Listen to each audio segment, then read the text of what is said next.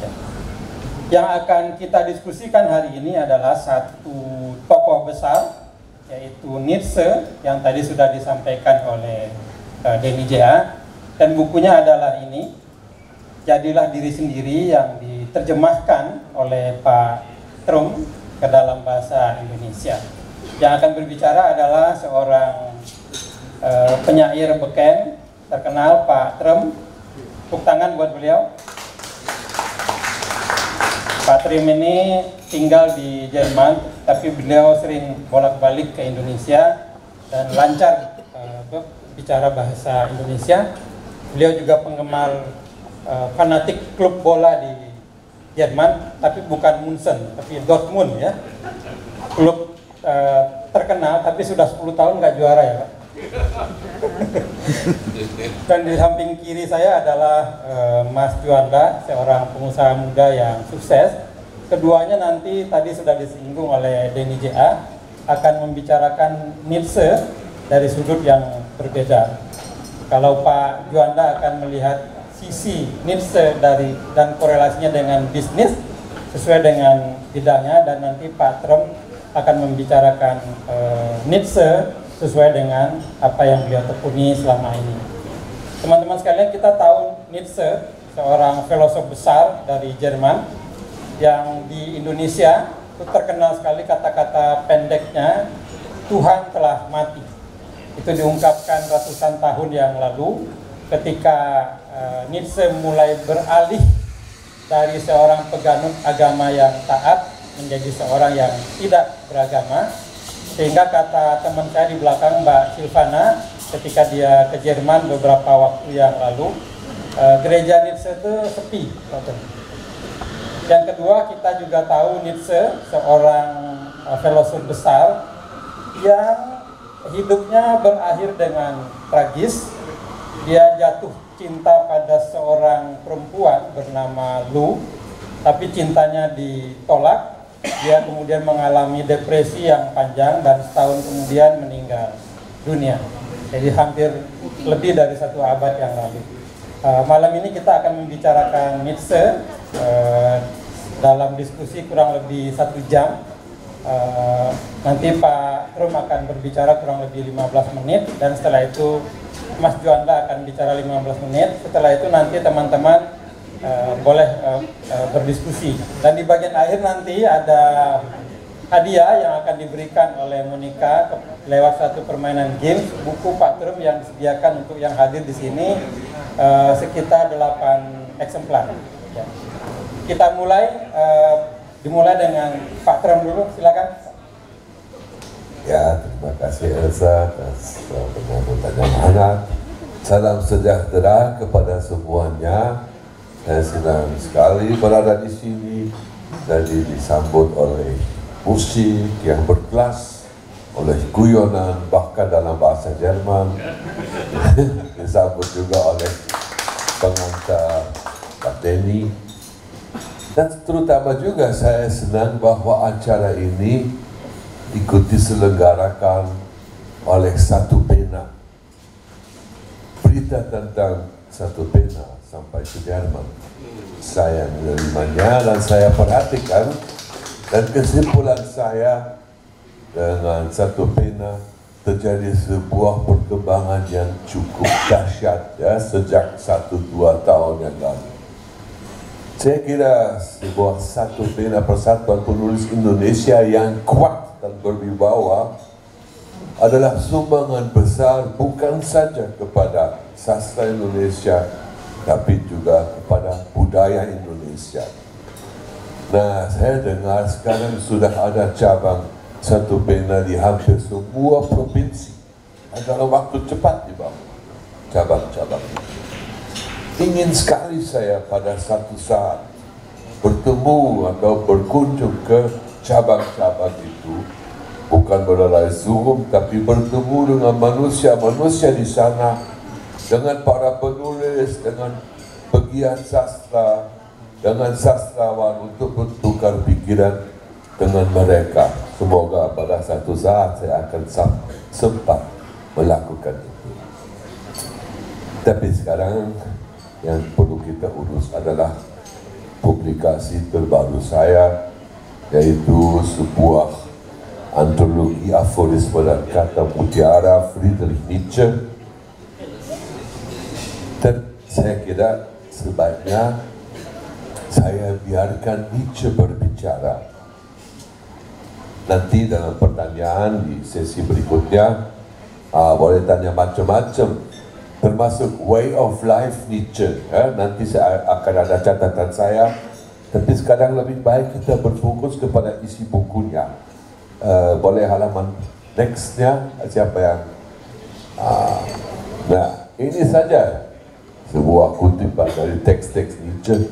Akan boleh dianggap juga aforisme. Memang aku adalah rimba dan malam syarat pohon gurita. Namun dia yang tiada takut pada guritaku akan juga menemukan mawar elok di bawah pohon-pohonku. Ini berarti mungkin ada alasan untuk merasa takut terhadap Nietzsche. Mengapa demikian? Mungkin nanti bisa kita bicarakan. Next.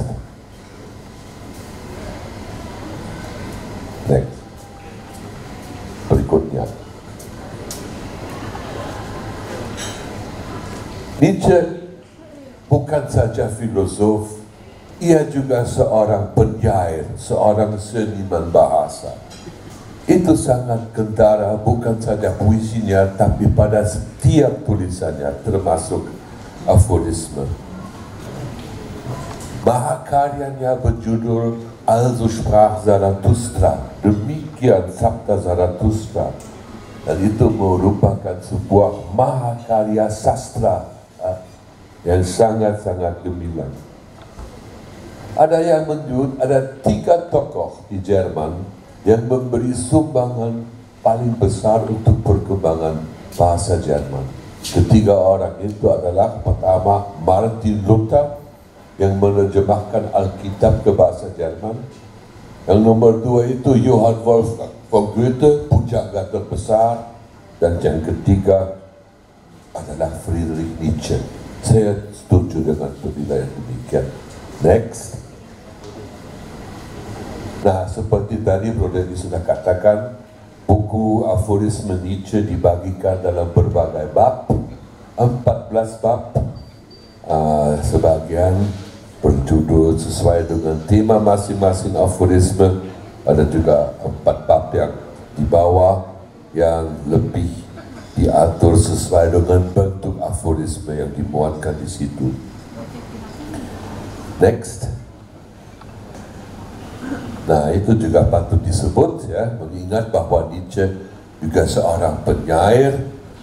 Sebelum kumpulan aforisme ini, saya bersama sahabat saya Agus Sarjono telah mempublikasikan kumpulan puisi Friedrich Nietzsche. Pertama kali terbit pada tahun 2010, tapi pada tahun yang lalu diterbitkan ulang oleh Diva Press, ya, kumpulan puisi. Kalau buku-buku Diva Press bisa dipesan dengan gampang melalui toko-toko online. Aforisme apa itu ya? Saya kira kita memerlukan definisme sebelum kita biarkan Nietzsche bicara melalui aforismenya. Aforisme itu sebuah genre sastra. Sekarang dianggap genre sastra. Dulu ada berbagai definisi lain untuk aforisme, tapi yang sekarang dianut secara umum adalah sebagai berikut. Teks fiksional yang singkat dengan satu atau beberapa kalimat yang mengandung sebuah pikiran atau ide yang bersifat cerdas atau bijaksana yang disampaikan dengan memakai gaya susastra. Ya, itu definisi aforisme yang rata-rata dianut para ahli sastra. Nah, nextnya sekarang dan nextnya lagi kita biarkan Nietzsche berbicara. Saya hanya memberi berbagai komentar singkat. Nah, kedua aforisme yang pertama itu mengenai manusia. Nah, kalau membicarakan manusia dalam aforisme itu Nietzsche berbicara tentang hewan. Manusia bagi Nietzsche sejenis hewan. Maka dia tulis misalnya, di sebuah sudut terpencil jagat raya yang tersebar dalam tata surya berkelap-kelip yang tak terhitung jumlahnya, pernah ada sebuah planet tempat hewan-hewan cerdas menemukan cara menjadi insyaf, menjadi sadar. Itulah detik yang paling angkuh dan berdusta sepanjang sejarah jagat raya. Tapi toh cuma sedetik. Bukan gambaran yang terlalu positif tentang manusia, ya, tapi penuh keraguan dan skeptisisme. Ragu-ragu terhadap apa saja, skeptis terhadap apa saja. Itu salah satu sikap dasar, sifat dasar Nietzsche. Lagi tentang manusia, kita sudah tahu manusia itu di sini disebut hewan. Demi diri sendiri, hewan yang paling menderita di bumi menemukan ini, tertawa. Hewan biasa tidak bisa tertawa, tapi hewan yang istimewa dan khusus itu kita menemukan itu mungkin untuk menghibur diri, untuk bertahan terhadap kehidupan. Yang berikutnya tentang moral.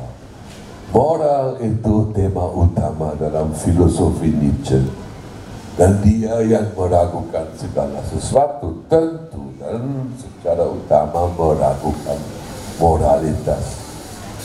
Ada bukunya Genealogi Moral, dan di situ dia paparkan dengan sepanjang kenapa dia tidak bisa menerima satu moral, sehingga ada aforisme seperti ini: fenomena moralis sama sekali tak ada. Yang ada cuma penafsiran moralis terhadap fenomena.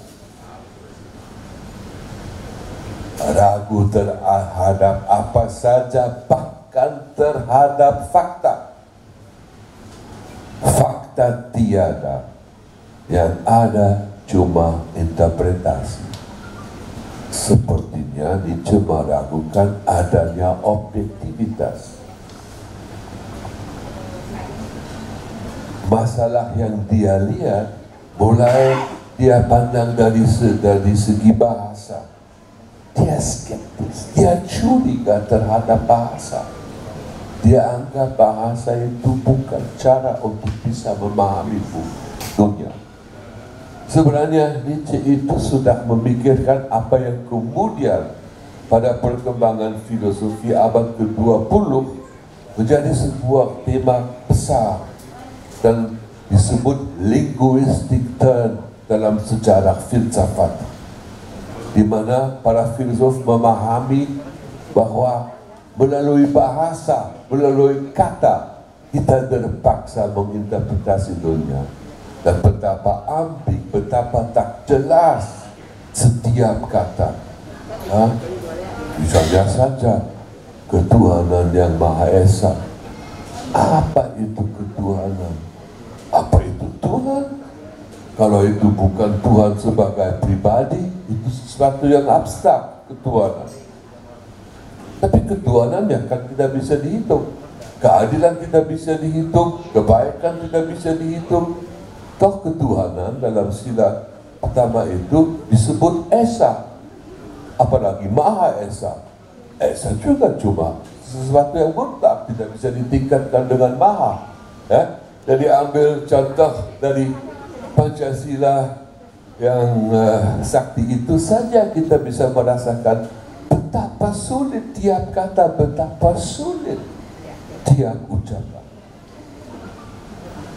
Para filosof tergoda oleh kata-kata. Mereka menggelebar di jalan-jalan bahasa. Nah, filosof yang Nietzsche harapkan dan dia sendiri memenuhi harapannya sendiri adalah filosof sebagai berikut. Dan rasakanlah betapa puitis, betapa romantis filosof yang diharapkan Nietzsche. Seorang filosof, manusia yang terus-menerus mengalami, melihat, mendengar, menduga-duga, memimpikan dan mengharapkan hal-hal yang dahsyat, yang kena oleh pikirannya sendiri, seperti dari luar, dari atas, dari bawah, kena oleh peristiwa dan kilat yang sejenis dengannya, yang sendiri bagaikan badai petir yang hamil dengan kilat-kilat baru. Manusia bagai takdir, dan di sekitarnya senantiasa gemuruh, geram, dan hiruk-pikuk yang seram. Nah, itu contoh untuk bahasa dan pikiran Nietzsche. Kenapa Nietzsche perlu ditakuti? Mungkin ia akan diikuti segelintir orang atau banyak orang karena dia ateis tulen. Ya. Saya tekankan, saya bukan ateis, tapi saya sama sekali tidak takut karena Nietzsche ateis. Ya, saya tidak setuju dalam banyak hal, tapi tetap merasa diperkaya oleh pemikirannya. Kalau mengenai ateisme, dia tulis aforisme seperti ini. Ateisme bagi diriku bukan sebuah akibat, apalagi sebuah peristiwa. Ia sesuatu yang sesuai dengan naluriku. Aku terlalu ingin tahu, terlalu patut bertanya-tanya, terlalu nekat untuk menerima jawaban yang kasar. Tuhan, itu adalah jawaban kasar. Sebuah ketakpatutan terhadap kami yang pemikir, dan pada dasarnya bahkan larangan kasar berbunyi, janganlah berpikir. Jadi Nietzsche tidak mau percaya, apa saja tidak mau dipercayainya. Maka dia tulis, percaya berarti tak ingin tahu yang benar. Dia juga curiga kalau orang tetap pada satu pendapat. Pendapat harus kita ubah, kalau kita tidak berkembang. Dia ibaratkan dengan ular. Ular yang tidak sanggup menguliti diri akan binasa. Demikian juga intelek yang dicegah untuk mengubah pendapat. Ia akan berhenti sebagai intelek. Nietzsche skeptis, berarti dia juga skeptis terhadap demokrasi. Terhadap kesamaan manusia, bahkan terhadap kesetaraan manusia. Kalau konsep hak asasi manusia, dia tolak. Saya tidak merasa punya hak, katanya. Dari mana hak itu? Itu kan cuma sebuah ide metafisikal. Harus kita ingat, Nietzsche menolak segala transendalitas, menolak dunia metafisika, bahwa dia menolak konsep Tuhan hanya dampak dari dia menafikan metafisika. Demokrasi berarti tidak percaya pada manusia agung dan pada masyarakat elitis. Nah, sekarang yang berikutnya, saya senang ada aforisme juga Nietzsche yang berkaitan dengan ekonomi. Tidak banyak, nanti saya mau tahu bagaimana hubungan antara Nietzsche dan entrepreneurship, ya. Saya cuma menemukan satu, ini berbentuk ramalan, tapi ramalan itu memesona. Saya meramalkan konglomerat raksasa akan menggantikan kaum kapitalis biasa, dan bursa akan dikenai kutukan yang kini melanda kasino. Sangat betul, ya. Itu ditulis 160 tahun yang lalu. Banyak aforisme Nietzsche tentang kesenian. Kesenian itu bagi dia sesuatu yang sangat besar. Bahkan pernah dia sebutkan sebagai juru selamat manusia, itulah kesenian. Kita memiliki kesenian supaya tidak hancur oleh kebenaran. Tentang sastra juga cukup banyak, ya. Misalnya ini, cara khas sastrawan yang baik. Ia memiliki dua sikap, lebih suka dipahami daripada dikagumi, dan ia tidak menulis untuk pembaca yang kelewat tajam. Bukankah ini bisa dikaitkan dengan konsep, dengan ide puisi esai? Ya? Jadi itu Nietzsche telah meletakkan fondasi ini yang kemudian dikembangkan di sebuah negara dan bangsa yang jauh sekali darinya. Mungkin Nietzsche tidak pernah menduga bahwa saran itu mulai diwujudkan jauh di sana, di Nusantara ini, ya, oleh orang yang ada di antara kita pada malam ini. Denny Nietzsche. Nah, yang berikutnya sudah bisa dikatakan menuju ke way of life atau cara Nietzsche menjawab tantangan dalam kehidupan. Segala sesuatu yang merasa dalam diriku menderita dan berada dalam penjara, sedangkan kehendak saya selalu menghampiri untuk memerdekakan saya dan membawa kebahagiaan. Berkehendak itu memerdekakan. Itu ajaran yang benar tentang kehendak dan kemerdekaan. Kehendak dan berkehendak itu cukup penting untuk memahami cara yang disarankan Nietzsche untuk menangani kehidupan. Kehendak, ya, dalam aforisme berikutnya menjadi keinginan. Ini penting. Keinginan yang saya tambahkan hanya keinginan saja, dan alih-alih pembunuhan saya tambahkan keinginan baru. Ada juga aforisme tentang aforisme. Dan dengan ini saya mengakhiri pembacaan aforisme dan memberi sedikit komentar tentang atau coba menjawab way of life itu. Aforisme dan pepatah.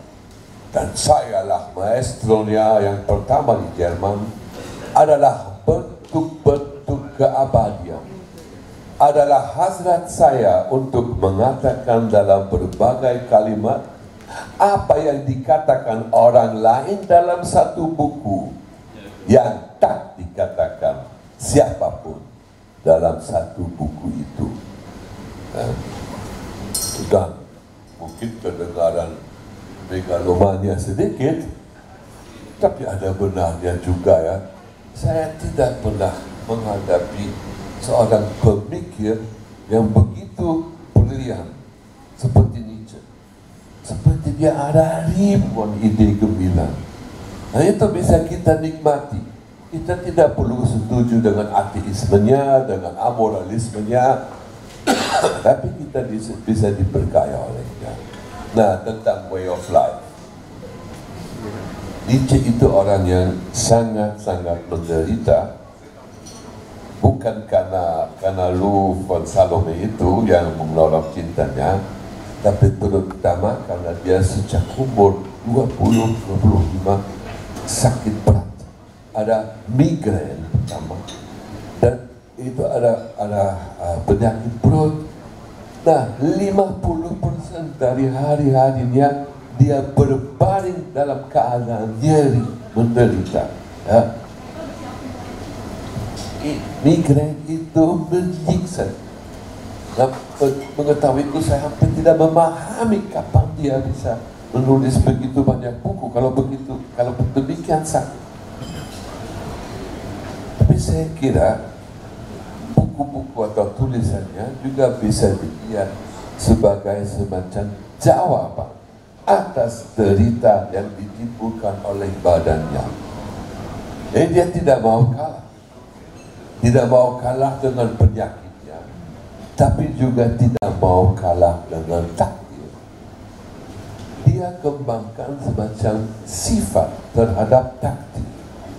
Bahwa takdir itu tidak hanya perlu diterima, tapi fakta takdir itu harus dicintai. Dia mau mencintai segala takdir.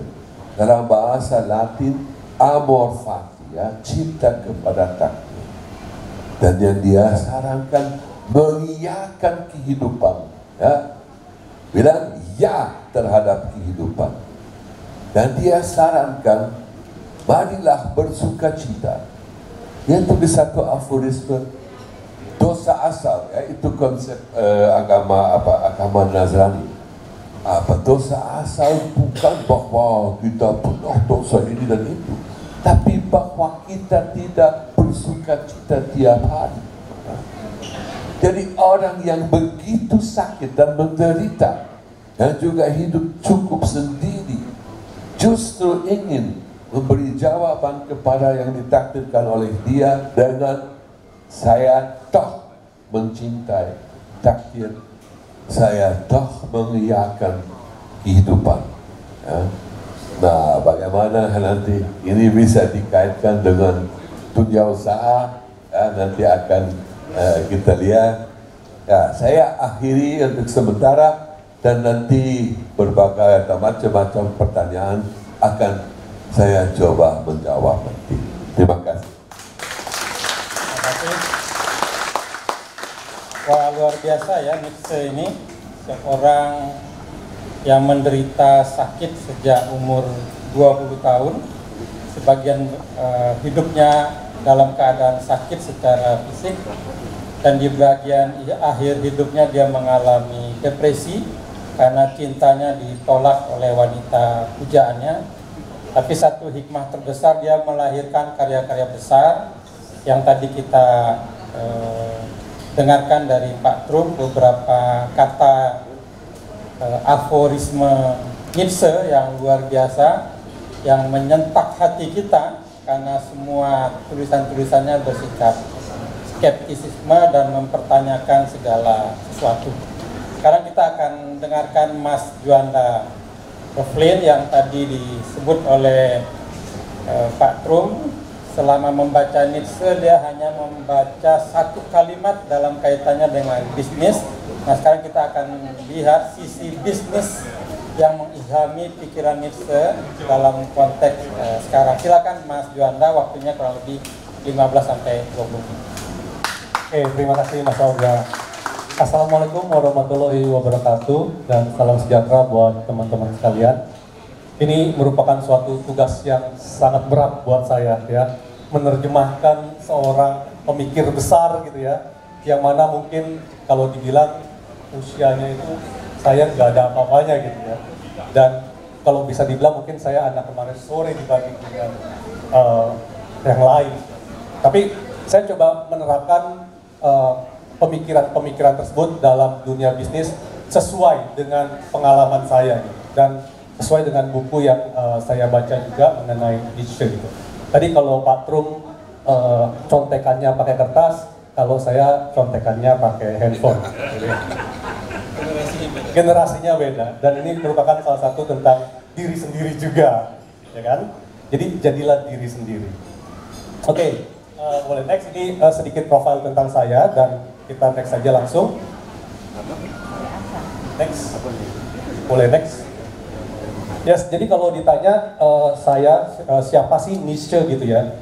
Jadi dari beberapa diskusi saya dengan teman-teman juga, di sini kita bisa ngambil kesimpulan bahwa Nietzsche itu adalah seorang nihilis gitu. Nihilis itu mungkin kalau diartikan tadi dengan bahwa saya hanya peduli terhadap diri sendiri, dan saya mempertanyakan hal-hal yang lain di luar saya gitu.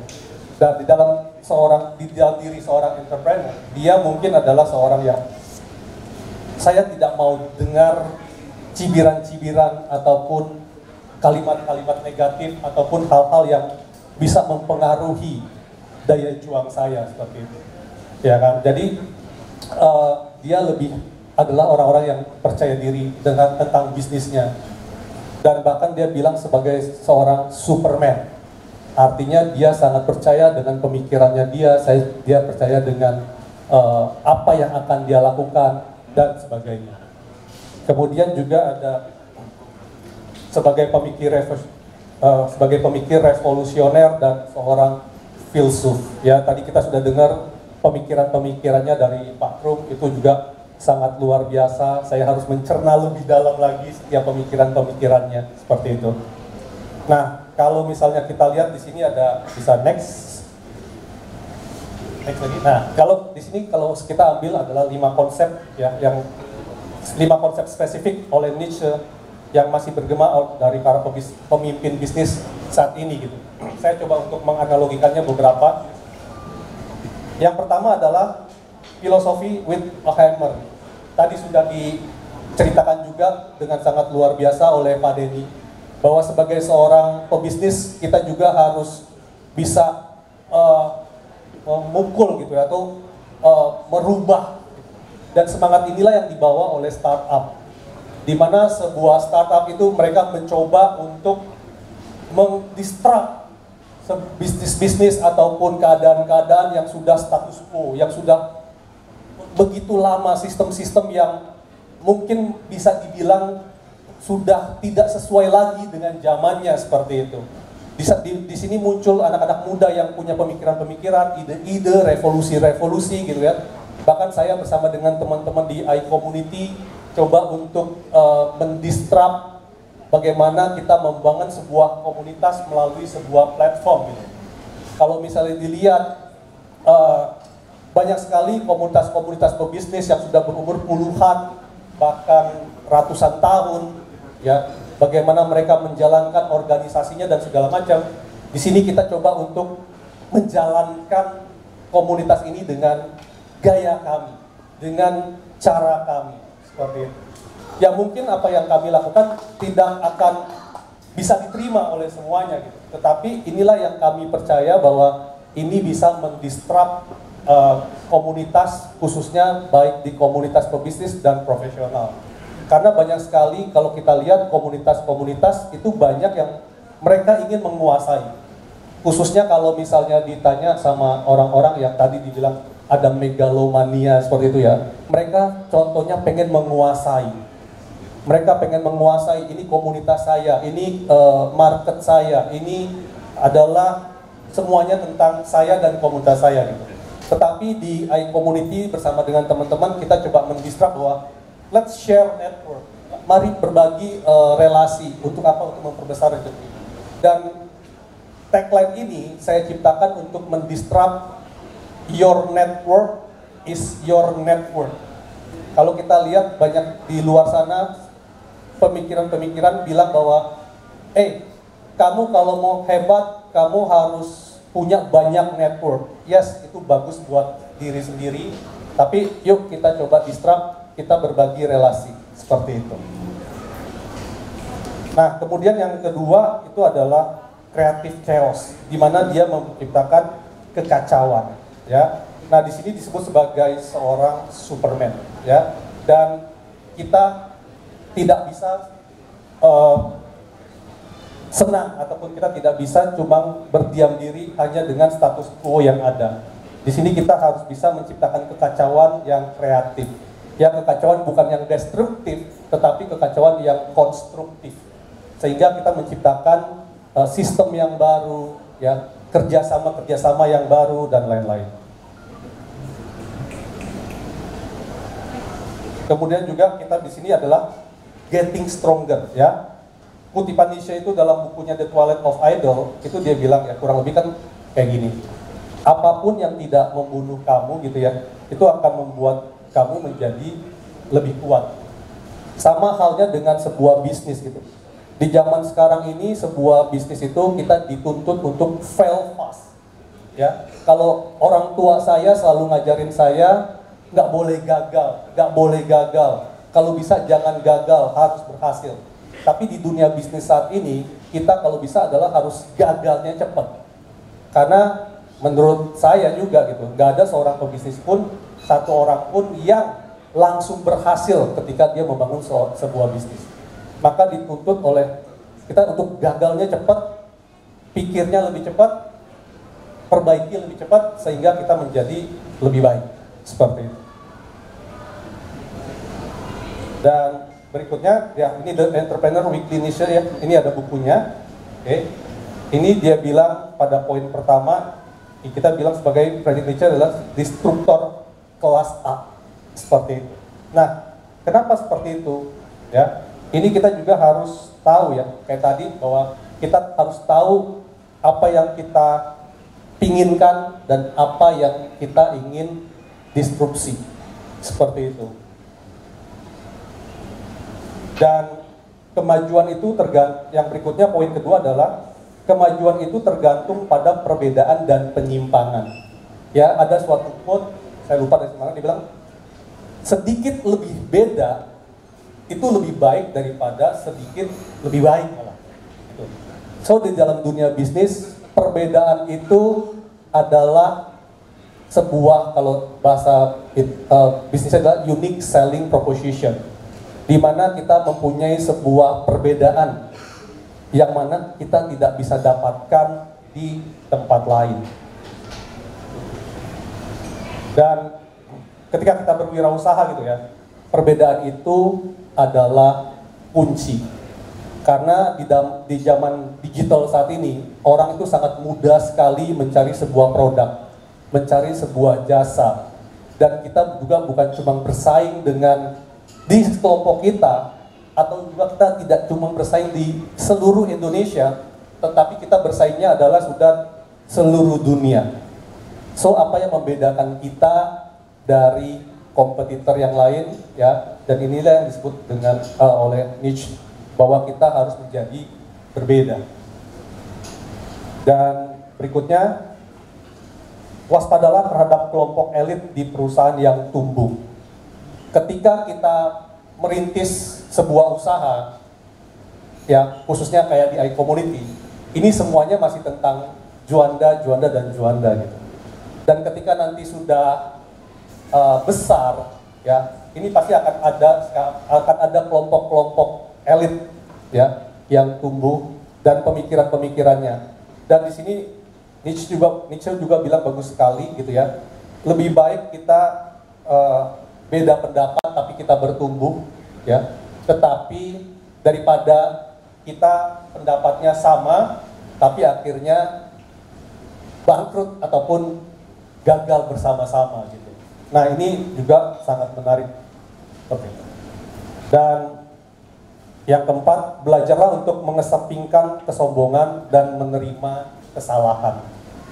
Jadi di dalam sebuah bisnis, kembali lagi tadi kita tekankan bahwa kita harus bisa menerima kesalahan, kita harus bisa menerima kegagalan, seperti itu.